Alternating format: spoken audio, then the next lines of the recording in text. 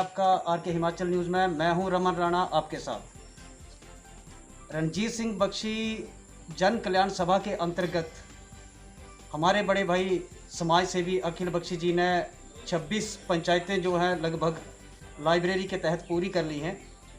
आधी पंचायतें कवर करने के बाद एक प्रेस कॉन्फ्रेंस का इन्होंने यहाँ पर आयोजन किया है। कुछ आलोचकों की भी बात हो रही है, जिसमें कि कुछ ऐसे कमेंट्स किए जा रहे हैं कि जिनकी वजह से कुछ इसमें अड़चने आ रही हैं। तो सबसे पहले तो आप लगभग आपने सभी कुछ बता ही दिया। मैं कहना चाहूँगा कि शिक्षा के क्षेत्र में किसी भी राष्ट्र के निर्माण में जो सबसे बड़ी अहम भूमिका है वो शिक्षा है। और भारतवर्ष में ये देखने को मिला है कि शिक्षा की जो एक स्तर है वो एक काफ़ी एक डाउन के सिस्टम पर है। इसी मुहिम को, शिक्षा को आगे बढ़ाते हुए पंचायत टू पंचायत, गांव टू गांव जो कनेक्टिविटी हमारे बड़े भाई अखिल बख्शी जी ने ये दी है, इन्हीं से थोड़ा हम बातचीत करेंगे। इनसे सबसे पहले तो आपको बहुत बहुत धन्यवाद कि आपने इतनी पंचायतें कवर की हैं और अभी आधा नूरपुर विधानसभा का जो आधा क्षेत्र बाकी बचा हुआ है। किस तरह के रिस्पांस आपको यहाँ से मिल रहे हैं कि कैसी मतलब पब्लिक की तरफ से कैसा रिस्पांस आपका रहा है? जी, पब्लिक की तरफ से और पंचायत के प्रतिनिधियों दोनों की तरफ से रिस्पांस जो है हर जगह पे फ़िलहाल बहुत अच्छा रहा है, हमारा सहयोग दिया है। और सबसे अच्छा तो तब लगता है जब आप लाइब्रेरी का एक प्रोविज़न करने के लिए किसी पंचायत में जाते हैं और वहाँ पे जो पढ़ने वाले बच्चे वहाँ पर जब एकत्रित होते हैं और वहाँ पर आकर हमसे कहते हैं कि भैया ये वाली बुक्स आपने प्रोवाइड करा दी, थैंक यू सो मच, हमारी ये डिमांड है, हमें इस एग्ज़ाम की तैयारी करनी है, हमें और भी किताबें चाहिए। तो उनका वो जो एक दिलचस्पी है, उनकी जो इंटरेस्ट है, वो देखकर हमें बहुत अच्छा लगता है। तो उसके लिए मैं धन्यवाद करना चाहूँगा सभी प्रतिनिधियों का और यहाँ के इस पूरे के पूरे नूरपुर क्षेत्र के सभी युवाओं का, सभी छात्रों का जो इतना बढ़ चढ़कर हमारे इस अभियान के साथ जुड़ रहे हैं। आप अपने स्तर पर जो कोशिश है वो कर रहे हैं कि शिक्षा का जो स्तर है वो हमारे कम से कम नूरपुर विधानसभा क्षेत्र से जो है वो काफ़ी अप लेवल तक जाए, क्योंकि नूरपुर की हालात अभी आप सभी जानते ही हैं। मैं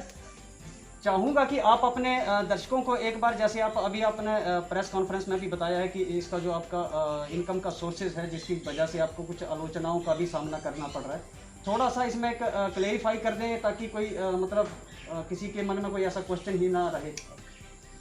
देखिए, मेरे पिताजी जो हैं वो तकरीबन 1.5 या 2 साल के लिए एमएलए रहे थे और हिमाचल गवर्नमेंट का जो करंट प्रोसीजर है उसके अकॉर्डिंग पापा को अराउंड तकरीबन 1 लाख तक की पेंशन लगी हुई थी। पापा के जाने के बाद जो है वो पेंशन आधी हो गई है और वो आधी पेंशन फैमिली पेंशन के तौर पर मम्मा को मिलती है और हमारे खुद के उपयोग के लिए मुझे ऐसा लगता है कि वो ज़रूरत से ज़्यादा है।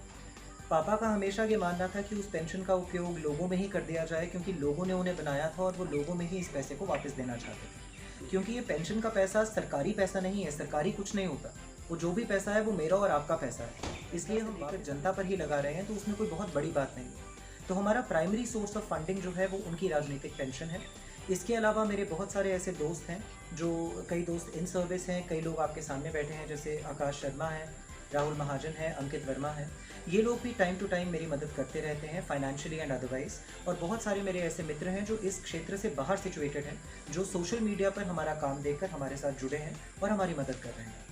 क्योंकि हमने इस ऑर्गेनाइजेशन को अब रजिस्टर करवा लिया है मिनिस्ट्री ऑफ कॉर्पोरेट अफेयर्स के साथ, इसलिए हर साल इसका एक ऑडिट होगा और उस ऑडिट में जिस भी तरह की एक ट्रांसपेरेंट तौर पर जो भी हमारी फाइनेंशियल चीज़ें होंगी वो हम सब लोगों के सामने प्रस्तुत करेंगे, उसमें हमें कोई दिक्कत नहीं है।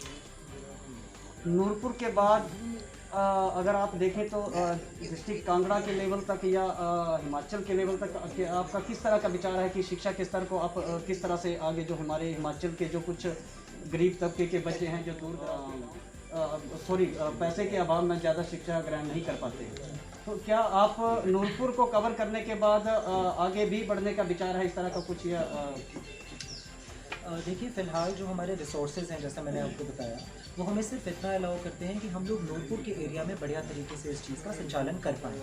लेकिन अगर पूरे हिमाचल में कहीं कोई इस तरह का अंडर प्रिविलेज बच्चा होता है जिसकी आर्थिक स्थिति कमज़ोर है और उसको पढ़ने में मदद चाहिए, तो हम पूरी कोशिश करेंगे कि हम उनकी जो भी मदद कर सकते हैं किताबों के तौर पर, कॉपियों के तौर पर या किसी और तरीके से हम कर पाएँ। लेकिन फ़िलहाल हमारा लक्ष्य ये है कि नूरपुर एरिया में एजुकेशन के स्तर को हमने ऊंचा उठाना है और इन लाइब्रेरीज़ को हमने सिर्फ खोलना नहीं है, हमने इन लाइब्रेरीज़ का बढ़िया तरीके से संचालन भी करना है और उसके लिए हमें कम से कम 1 वर्ष का टाइम तो लगेगा। तो तो इसलिए हम चाह रहे हैं कि आपके माध्यम से जिस किसी को भी जो कोई भी इस